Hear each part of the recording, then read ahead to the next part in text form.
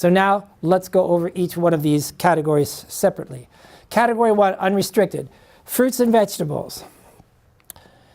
Okay, now some uneducated people are always calling me saying, I can't drink orange juice, it's too much sugar. Do not even tell me that, okay? What that means is you need to read my sugar chapter. I have a chapter called Sugar, the Sweet Thief of Life. That means you don't know the difference between simple carbohydrates and complex carbohydrates. Complex carbohydrates are like an orange, a banana, an apple. Contains within itself all enzymes necessary for its complete breakdown and metabolism and uptake by your cells. So, fruits and vegetables, unrestricted.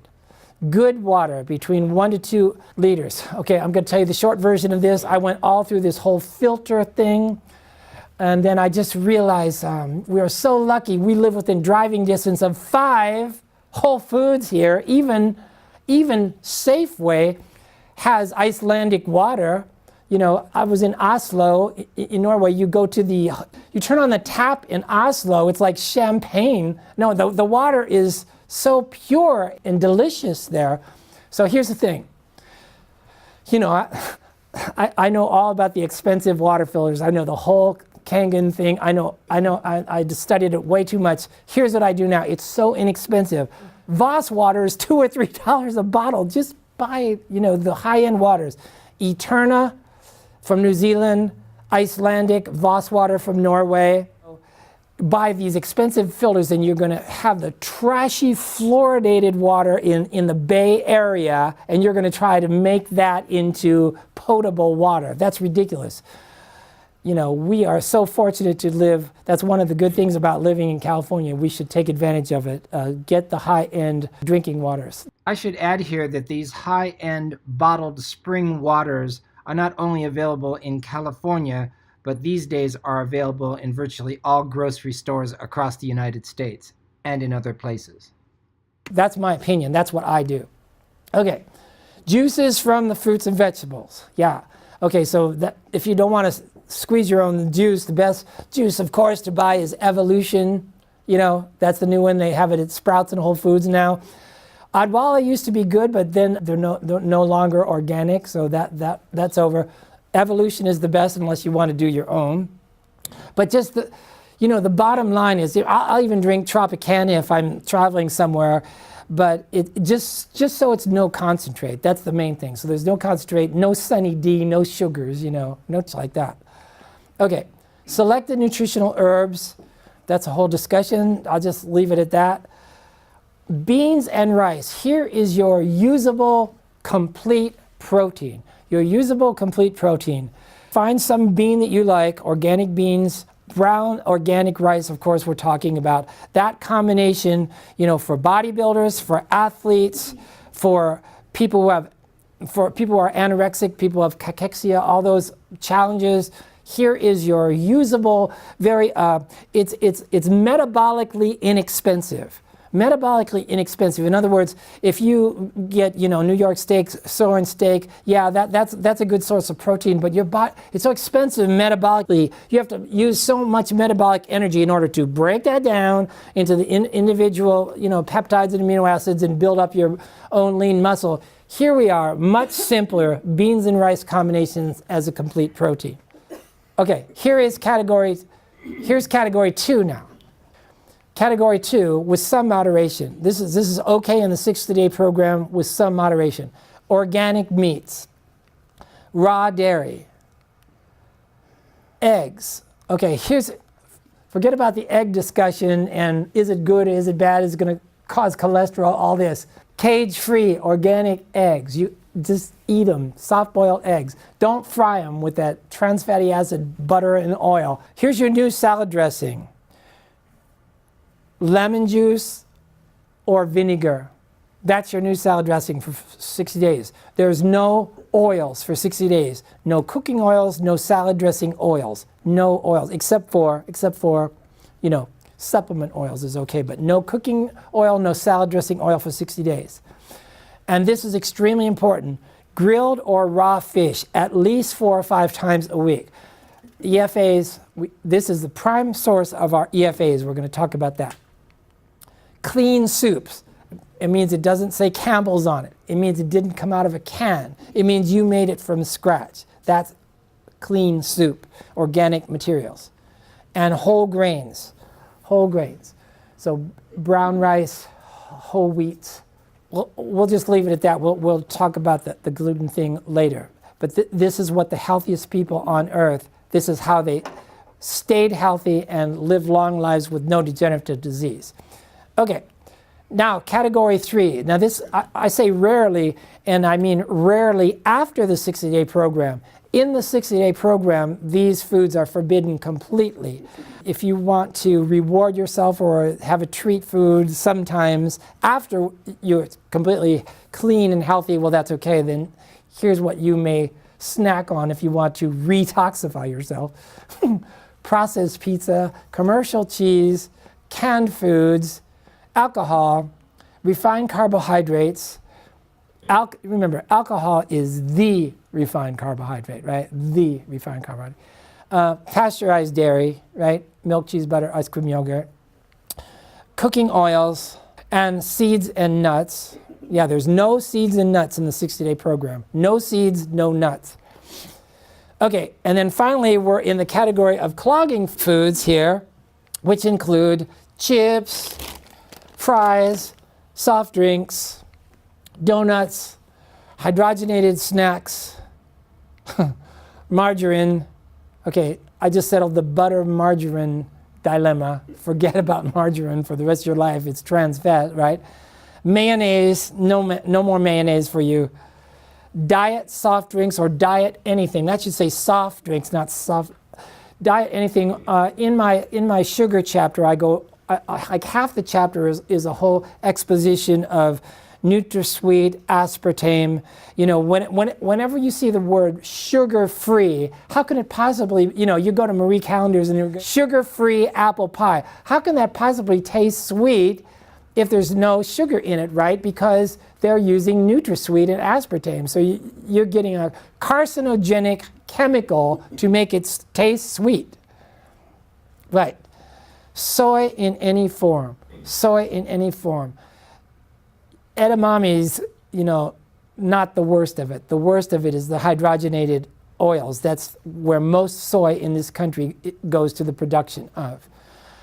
At this time in America, actually this only took a few years for this to happen, but what percentage of soybeans grown in America is genetically modified? No, 100%. 100%. Monsanto, it only took them 5 years to do that, starting in 1996. Okay, and finally coffee. Sorry for the bad news. Actually, there's a Starbucks across the way. Why no seeds? Because, you know, one of the things that we're going to talk about enzymes, the purpose of enzymes is to clear the tract and to clear the blood. We are adding back the enzymes that have been removed from processed foods. So seeds have enzyme inhibitors in it to keep them from sprouting. Does that seem like a good thing to take at the same time when you're trying to add to intake extra enzymes into your tract and blood? Are we going to take in enzyme inhibitors at the same time? No. So that's why no seeds. Second thing is no nuts. Now, of course, some nuts, like raw nuts, have some kind of food value, some kind of nutritive fats in them. But my opinion is one of our primary objectives in the 60-day program is to clear that tract which is blocked. Nuts are very difficult. They're very dense, very difficult to digest. We don't want to take in anything that's going to further inhibit digestion and clearance and breakdown of foods. So no nuts, okay? And finally, no oils. The only oils you can have in the 60-day program are supplement oils, cod liver oil, fish oil, flax oil, you know, evening primrose oil, all that is fine, supplements, but no salad dressing, no cooking oils. And again, that's the same theory. It's too dense for a breakdown. You know what I discovered? What a lot of people discover when you say, okay, you can't have cooking oils, they'll still use their wok, but instead of putting oil in it, they'll put water in it and just try to cook something at a lower heat. And so it's a workaround, right? Okay, so I know a lot of people don't like me talking about coffee, the problems with coffee. I'm not interested in coffee enemas. I'm not interested in reading things about the antioxidant value of coffee. You know, these are, what are they called? Controlled opposition by the coffee industry. Here is the science behind coffee. This is the short version of this. Here's what coffee, some of the physiologic detriments to your body that coffee really does. Ready? Vasoconstriction. Does that sound like something that we want to do at the same time when we're clearing the arteries? It lowers the pH of the digestive tract and the blood. So there it is. I mean, acidification of the blood. This is the primary cause of osteoporosis. As the blood it becomes, you know, all these trashy foods, all the soft drinks we drink, coffee, it acidifies the blood. What's the normal survival pH of human blood? Guyton says 7.3 to 7.45, right? When you go below that, the body will make you survive by the twofold buffering system. What important mineral does the buffering system require? Calcium. Of course. So it takes the calcium, after it uses up the calcium in your blood, it leaches it out of the bones. So there is no doubt that coffee is one of these blood acidifiers. Yeah, there it is, leaches calcium. The other thing about coffee is it kills probiotics in the colon. We're going to talk about that in a minute, what that means. It exhausts the adrenals. It's not giving you energy, it's giving that adrenal override kick, that jolt. And that jolt, we pretend like it's energy. It's not really energy, it's a drug. A net negative effect on energy because of all the metabolic energy the coffee requires in order to try to get it out of your body. That's sympathetic override. Yes, I just said that. Premature aging. You know, people who drink coffee all the time, they look older than they should. Unless it's organic, really high-end coffee, it's going to be herbicides, pesticides. Okay, so that's just some of the things. So don't get me started. Yeah, let's do this. Enzymes, the key to longevity. When I travel out of the country, the one supplement that I will never leave without, leave home without, is Stan Bynum's Digestizyme. Sometimes you may be in a situation where you didn't quite get what you ordered, but you were hungry, so you ate it anyway, and it didn't have sufficient enzymes in the food. You're not feeling so good, and you want to clear the tract, clear your stomach. Well, you take 3 of the digestive enzymes, and that will become cleared from your stomach as fast as possible. So anyway, this is Edward Howell's book, Enzyme Nutrition. See, all these are like little books, but this is like the classic Bible of holistic nutrition. And he was the world expert on enzymes up until the time of his death in 1988. But this tells the fundamental principles of the concept. What distinguishes natural foods, nutrient foods, from reactive, processed, non-nutrient, allergenic foods is the presence or absence of enzymes. So we go through this whole thing about the advent of the processed food industry in the 1900s, how that all came about.